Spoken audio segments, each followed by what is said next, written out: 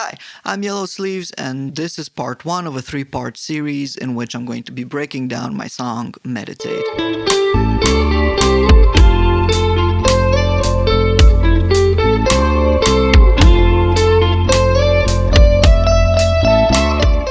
Today, I want to talk about the concept, the context around the song, the writing, and some other bits and pieces that contributed to shaping the song into what it became when I released it. So, let's start with the context that the song was written in.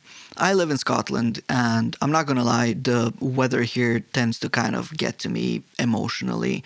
I think from anywhere in between Octoberish all the way through to April, it can be pretty miserable.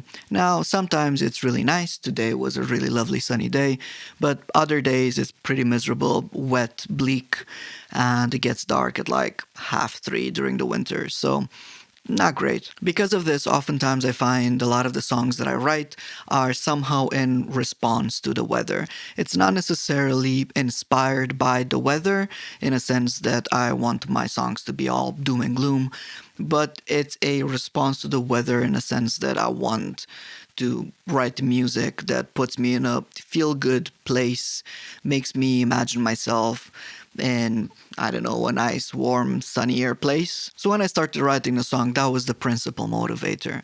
At the same time, I was experimenting with a new plugin at the time. The plugin is the Neural DSP Corey Wong Archetype plugin, which is a fantastic plugin, by the way.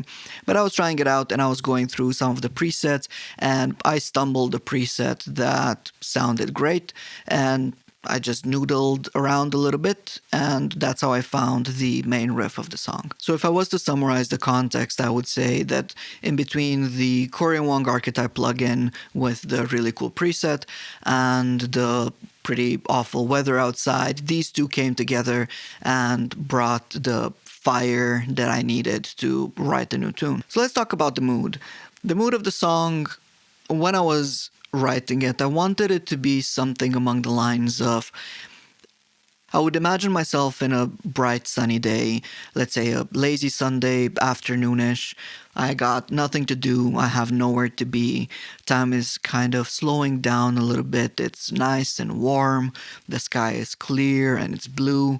And I just have a little break and I'm living in the moment a little bit. And that's pretty much the mood that I was trying to evoke with my song. I wanted it to be an easy listen. I wanted it to be the type of song that you could just play in the background while you're having the day I just described. This also played a factor in the genre that I went with. I wanted to do something in the realm of indie-ish rock, sort of in indie territory. And I also wanted it to be reminiscent of lo-fi, both in the way I approach the drums, but also the sort of quality of it. I wanted it to be a little bit more ethereal and meditative and relaxing and calm.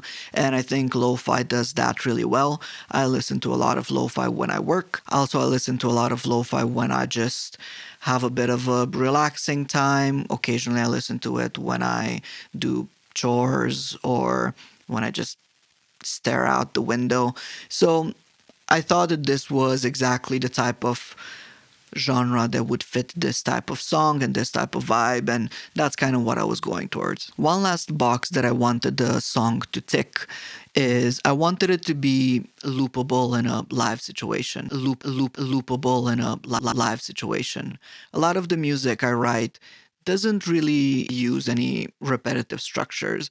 I go out of my way to try and play each different section. I don't use the same exact takes from the first chorus into the second chorus. I sometimes change the lyrics from the first chorus to the second chorus. Obviously, the verses change. And I tend to try to keep my songs as moving as I can over time, and I want them to change over time. Whereas with this one, I wanted to experiment with going in the completely opposite direction. I wanted to have it stay as same throughout, but I wanted it to grow and expand with new layers and it being more of a additive process rather than a transformative process across the different sections. But the thing is that as I was playing my little riff in the Corey Wong plugin, I realized that it was getting a little bit too repetitive for me, and I wanted it to not be as repetitive as a loop was. Surprise, surprise, a loopable looping thing was too same for what I wanted. So because of that, I decided at the end of each phrase to have a little bit of a fill, a little bit of a more interesting bit that in a live situation I could not use, but in a recording situation, at least it keeps the listener interested throughout the song.